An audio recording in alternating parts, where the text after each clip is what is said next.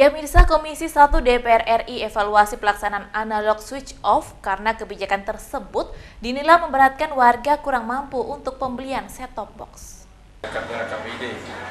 Anggota Komisi 1 DPR RI Dapil Lombok, Bambang Kristiono, bersama Komisi 1 DPR RI melakukan evaluasi terhadap pelaksanaan analog switch off atau ASO di Indonesia yang masih jauh dari harapan di tengah kondisi ekonomi yang sulit saat ini.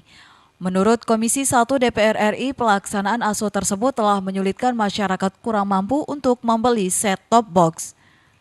Sementara itu, komitmen pemerintah pusat untuk menyediakan set-top box gratis dari alokasi 1,2 juta set-top box baru terrealisasi hanya 70.000 STB. Anggota Komisi 1 DPR RI, Bambang Kristiono, mengatakan kebijakan migrasi ke ASO dievaluasi kembali. Langkah yang sangat dilematis. Di satu sisi bahwa kemajuan teknologi harus kita ikuti, tapi di sisi yang lain sumber dukungan pendanaan baik yang dikomitmenkan oleh pemerintah juga para penyelenggara penyiaran itu ternyata memang tidak seperti yang kita harapkan. Kita lihat nanti perkembangannya seperti apa. Kalau ternyata menjadi kendala yang besar, ya kita harus evaluasi. Migrasi analog ke ASO merupakan amanat undang-undang, namun harus dipahami kondisi ekonomi masyarakat saat ini karena daya beli yang rendah diperparah dengan banyak TV lokal yang terancam gulung tikar akibat kebijakan tersebut. Untuk NTB sendiri, pelaksanaan ASO ditunda hingga tahun depan karena secara infrastruktur masih belum memadai karena terkendala blank spot. Dari Lombok Barat, Muzakir, iNews melaporkan. Beralih ke informasi selanjutnya, kerajinan tangan berbahan dasar rotan di Lombok Barat sangat menjanjikan.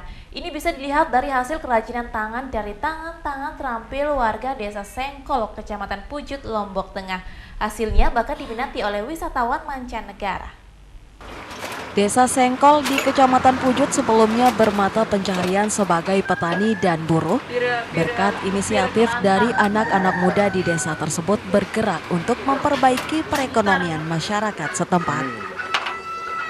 Berbekal pelatihan yang diberikan oleh beberapa komunitas serta lembaga swadaya masyarakat seperti Wise-Step Foundation yang berbasis di Jerman ini, anak-anak muda tersebut mampu merangkul masyarakat terutama ibu-ibu rumah tangga yang tidak memiliki pekerjaan.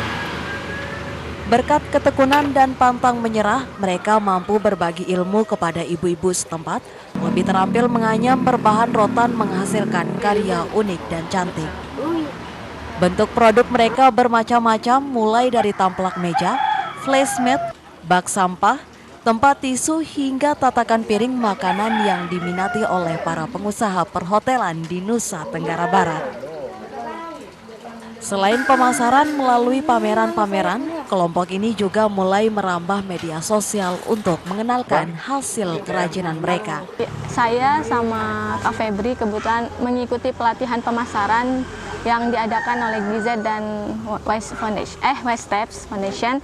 Jadi dari sana Wise-Step membimbing kita bagaimana cara untuk membuat sebuah produk pariwisata. Nah, salah satunya yang kita angkat dari Desa Sengkol tentang anyaman rotan.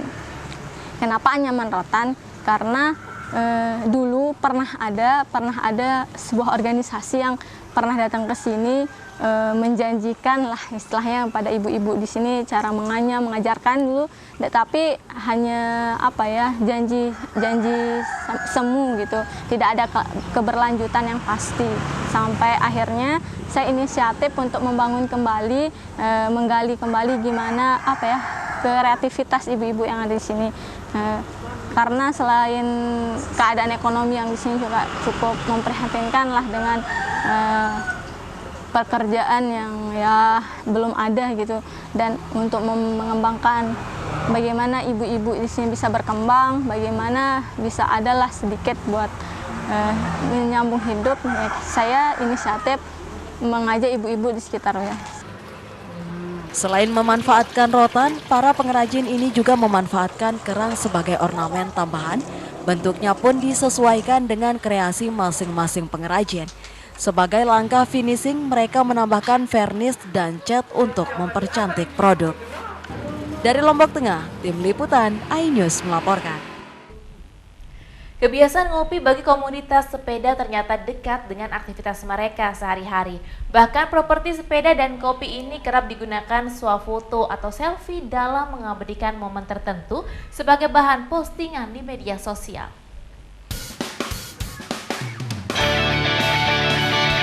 Bagi para pecinta olahraga, khususnya pesepeda, kebiasaan ngopi ternyata dekat dengan aktivitas sport mereka sehari-hari.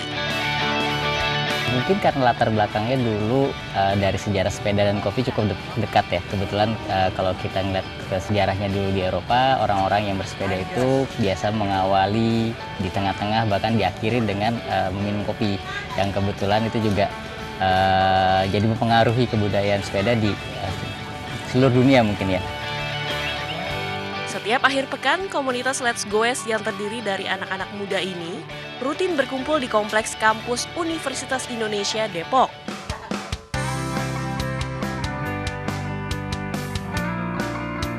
Di kala rehat, kopi menjadi sahabat setia para pesepeda muda ini. Mereka senantiasa membawa kopi kemanapun bersepeda. Bagi mereka, kopi susu yang dikemas dalam botol menjadi minuman praktis penghilang dahaga sekaligus pemulih tenaga.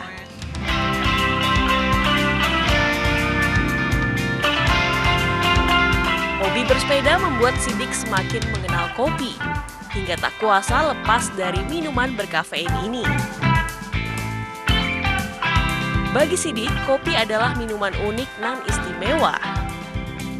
Dari satu biji kopi yang sama mungkin kalau misalkan kita seduh dengan cara yang berbeda, dengan kondisi yang berbeda, sedikit aja perbedaan bisa menghasilkan rasa yang berbeda yang menurut saya itu unik sih.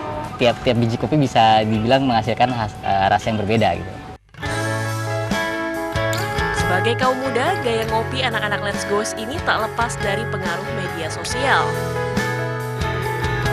Selalu ada saja momen ngopi bersama yang mereka abadikan dan menjadi bahan postingan di media sosial.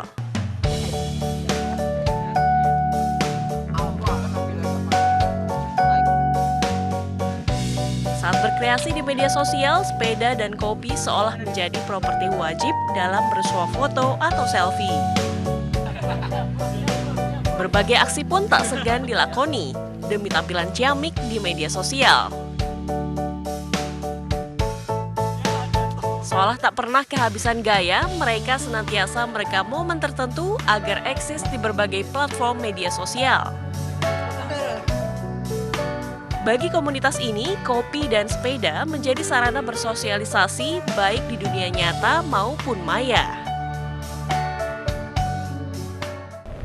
Informasi kami tadi sekaligus menutup perjumpaan kita kali ini dalam iNews NTB. Saya Vita Widya beserta seluruh kru yang bertugas mohon pamit undur diri.